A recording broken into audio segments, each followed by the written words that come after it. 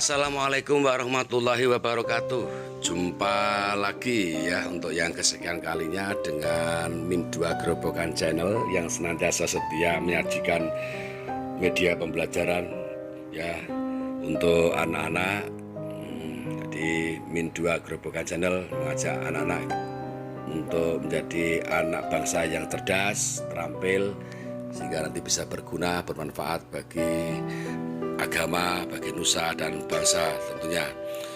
Baik anak-anak, pada kesempatan ini kita akan belajar tentang sejarah perjuangan para tokoh daerah dalam melawan penjajah. Namun sebelum dilanjutkan untuk menyimak videonya, jangan lupa ya, dukung terus channel ini dengan subscribe, like, komen, satu yang tak boleh ketinggalan ya, dibagikan sama teman anak-anak dimanapun anak-anak berada. Baik anak-anak, pada kerangka besar ini kita akan mengupas tuntas tentang penjajahan Belanda di Indonesia, tokoh-tokoh penting pergerakan nasional dan pendudukan Jepang. Namun di perjuangan para tokoh daerah dalam penjajah di bagian pertama ini kita akan khusus membahas tentang penjajahan Belanda di Indonesia. Baik, dilanjut. Oke. Nah, penjajahan Belanda Indonesia ini sendiri akan kita kembangkan menjadi dua kerangka besar yang utama, yaitu jatuhnya daerah-daerah di wilayah Nusantara ke dalam kekuasaan pemerintah Belanda, sistem kerja paksa, tanam paksa, penarian pajak yang tentu sangat memberatkan rakyat. Ya, perjuangan para tokoh daerah untuk mengusir penjajah nanti kita lanjutkan pada bagian yang kedua. Baik anak-anak, mari kita mulai dengan jatuhnya daerah-daerah wilayah Nusantara ke dalam kekuasaan pemerintah Belanda. Nah, kekayaan hasil alam Indonesia inilah anak-anak ya, yang berupa rempah-rempah menjadi daya tarik tersendiri bagi bangsa asing untuk datang ke Indonesia. Jadi seperti Portugis, kemudian Spanyol, ada lagi Inggris dan Belanda. Keempat negara ini merupakan negara yang berasal dari kawasan benua Eropa. Kemudian satu lagi dari kawasan benua Asia, yaitu Jepang. Satu-satunya di kawasan Asia Timur yang datang ke Indonesia menjajah Indonesia. Namun kita nanti akan membahas tentang bangsa Barat dulu. Ya, kita lanjut. Nah, sejarah masuknya Portugis ke Indonesia ini diawali pada tahun 1511 ya, melalui Kepulauan Maluku ya. Karena kita tahu di Maluku juga kaya akan rempah-rempah. Masuknya Portugis di Indonesia dipimpin oleh seorang tokoh yang bernama Alfonso de Albuquerque. Ya, ini seorang Portugis yang memimpin bangsa Portugis masuk ke Indonesia. Kemudian baru pada tahun 1521 Christopher Columbus dari Spanyol menyusul teman sekawasan Eropanya, yaitu Portugis, yaitu Alfonso de Albuquerque ya. Pada tahun 1521 Christopher Columbus memimpin Spanyol menyusul Portugis untuk masuk ke Indonesia. Nah, baru kemudian pada tahun 1596 Belanda datang ke Indonesia yang dipimpin oleh Cornelis de Houtman ya. Cornelis de Houtman memimpin Belanda masuk ke Indonesia melalui Kepulauan Banten, yaitu Jawa Barat. Ya, sekarang menjadi provinsi sendiri, Provinsi Banten. Kalau dulu masih menjadi satu jadi Jawa Barat. Sekarang Banten menjadi sebuah provinsi dulu, sendiri. Nah, sama ya, Belanda juga ingin menguasai perdagangan di tanah air. Kemudian untuk mewujudkan dan melancarkan niatnya ini, kemudian Belanda mendirikan sebuah perserikatan dagang Hindia Timur yang kemudian dikenal dengan VOC. Ya, VOC. Anak-anak, Belanda terus saja meluaskan wilayah kekuasaannya dengan cara menghasut, kemudian juga memfitnah tokoh-tokoh ya, tokoh-tokoh di Indonesia antar kerajaan dan sebagainya, dan difitnah, dihasut supaya apa? Supaya tercipta permusuhan antara rakyat Indonesia sendiri. Nah, politik ini kemudian dikenal dengan politik adu domba atau yang disebut divide et impera. Ya, politik adu domba. Apa anak? Divide? Iya, divide et impera. Kemudian ya, Belanda untuk menguasai dan menjajah Indonesia ini yaitu dengan menanamkan sistem kerja paksa, kemudian dan tanam paksa serta pelayanan pajak yang memberatkan rakyat. Nah, kerja paksa pada masa penjajahan Belanda ya disebut apa? Iya, rodi ya, kerja rodi itu adalah kerja paksa pada masa penjajahan Belanda. Jadi rakyat Indonesia dipaksa bekerja untuk apa? Yang pertama untuk membuat jalan. Jadi utamanya membuat jalan anak-anak. Di jalan raya ya, dari Anyer sampai Panarukan. Kemudian pertanyaannya, apakah dapat upah, Pak? Ya tentu tidak dapat. Ya, tidak diupah.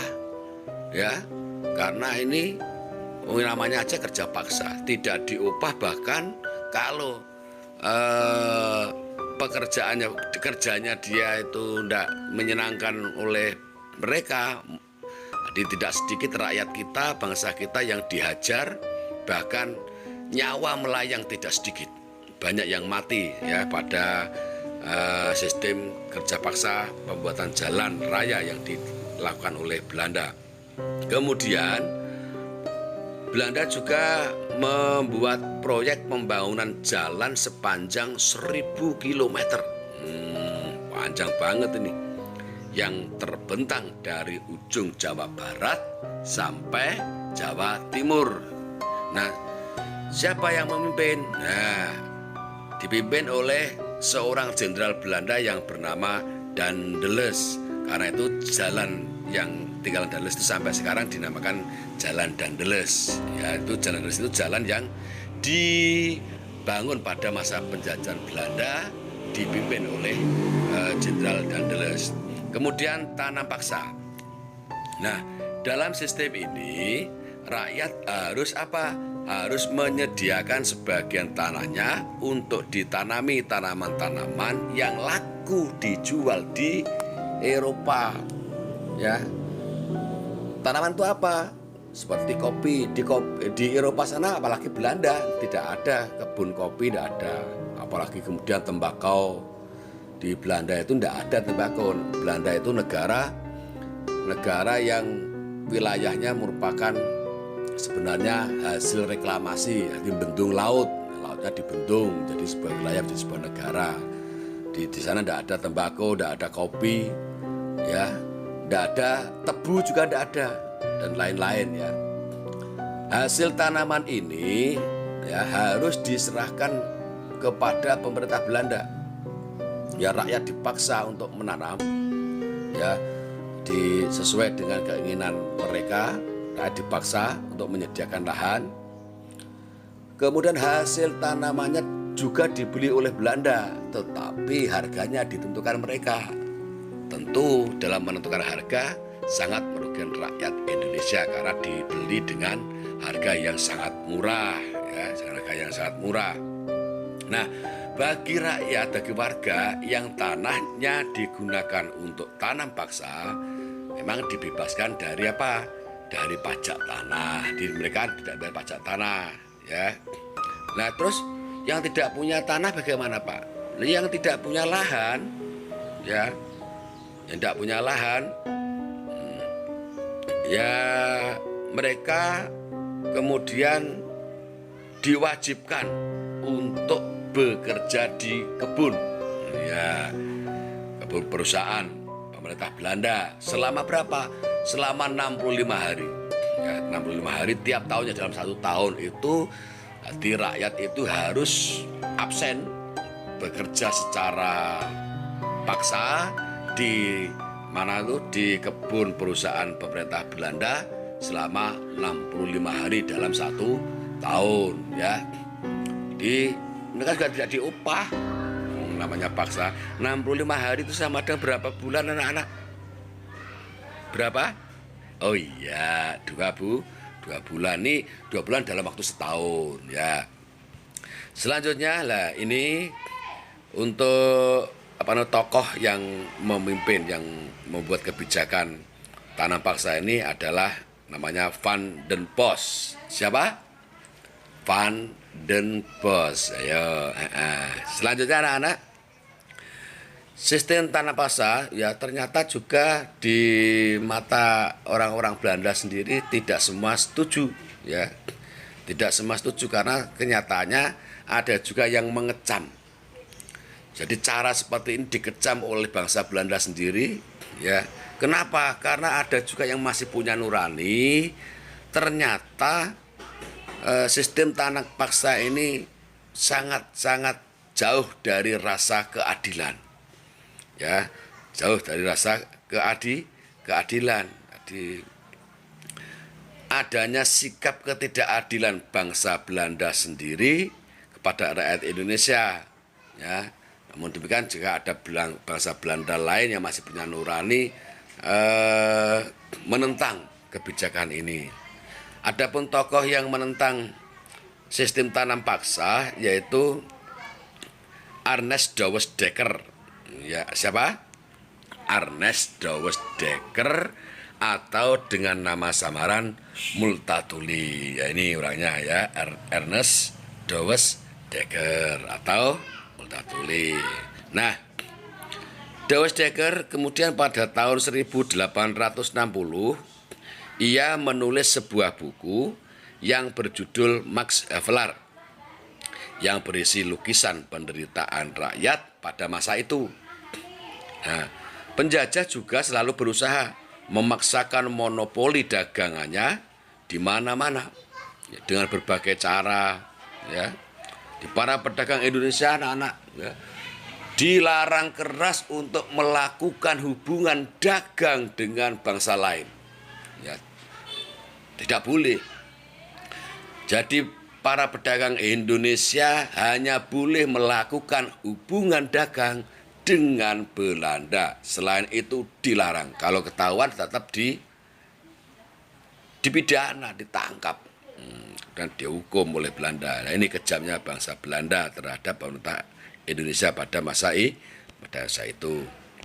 Nah, seperti ini gambaran rakyat kita, rakyat bangsa kita dahulu, ya, yang diwajibkan untuk kerja paksa. Kerja paksa tadi apa, anak? Kerja? Iya, kerja rodi, ya. Lihat itu, ya. Masa kayu sebegitu banyaknya hanya didorong oleh tenaga manusia. Wah, di tenaga manusia kemudian para pengawalnya itu sambil bawa senjata, sambil bawa apa tuh? Pecut itu apa pecut itu, ya? Pecut.